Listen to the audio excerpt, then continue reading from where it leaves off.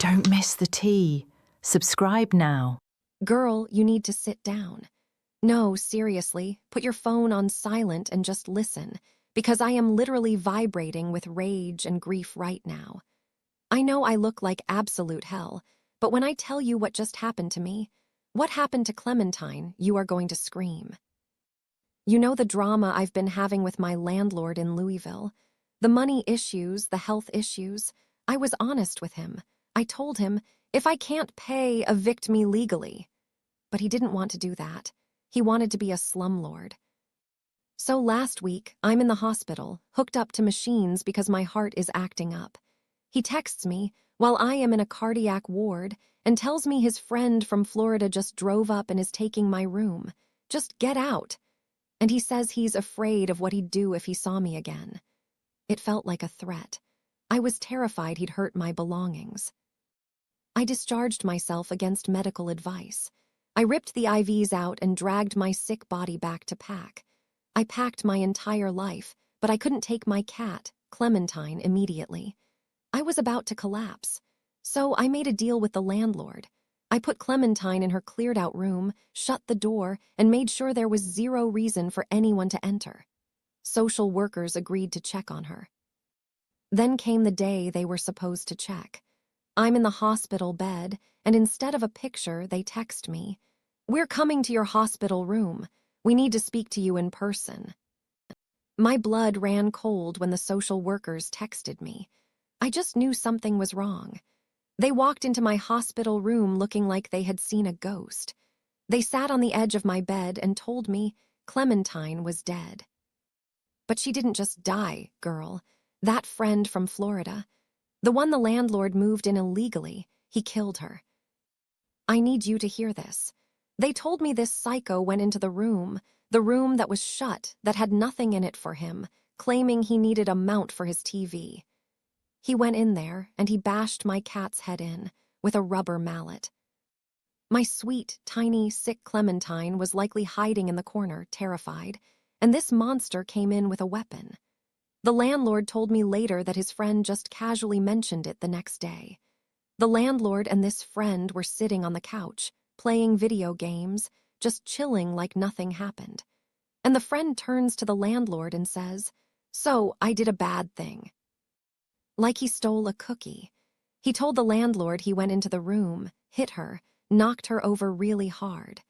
And then, girl, he told the landlord that after he hit her once, he kept smashing her skull in to make sure she was dead. He pulverized my cat, he tortured her, and then he went and played video games. I have the text messages where the landlord confessed everything. He claims he was shocked and had no idea his friend was a psychopath. He says he kicked the guy out immediately. But do I believe him? I don't know, and that's what is driving me insane. Think about it. The landlord hated me. He threatened me. What if the friend didn't do it? What if the landlord did it to punish me for being broke and sick? Or maybe he put the friend up to it. "Hey, get rid of the cat and I'll let you stay for free." My mind is going to dark places. I keep picturing her alone in that room, wondering if she was meowing for me while this monster stood over her with a hammer. And now, the friend moved back to Florida. He just hopped in his car, crossed state lines, and is gone. So here I am, homeless, sick, credit ruined, and my baby girl was brutally murdered by a sociopath who is currently sipping margaritas in the Sunshine State. Can I even file charges? Will the police extradite him for a cat? They should. He's a danger to society. If you can smash a defenseless animal's head in with a mallet because you're annoyed or evil, you can do that to a person. You can do that to a child.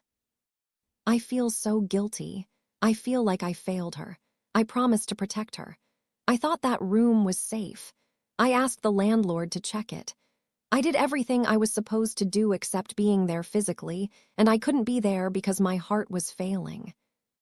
I am completely distraught. I can't sleep. Every time I close my eyes, I see the mallet. I see the landlord's text messages. I play that conversation with the case workers over and over again. She passed. No, she didn't pass. She was executed. I want justice. I want to sue the landlord for everything he has. I want that friend found and thrown in jail. I want to scream until my lungs give out. But I don't know where to start. I don't know who to call. I'm just broken. My heart is shattered into a million pieces. Clementine was my world. She was the only thing that made sense in this messy, miserable life I've been living lately. And now she's gone because of some evil man and a TV mount that probably didn't even exist. So yeah, that's the tea. That's my life right now. My landlord's friend murdered my cat, confessed to it over video games, and fled the state. And I'm just sitting here, trying not to have another heart attack from the grief. I need a lawyer. I need a miracle. I need to burn them to the ground legally. God, pour me another glass, please.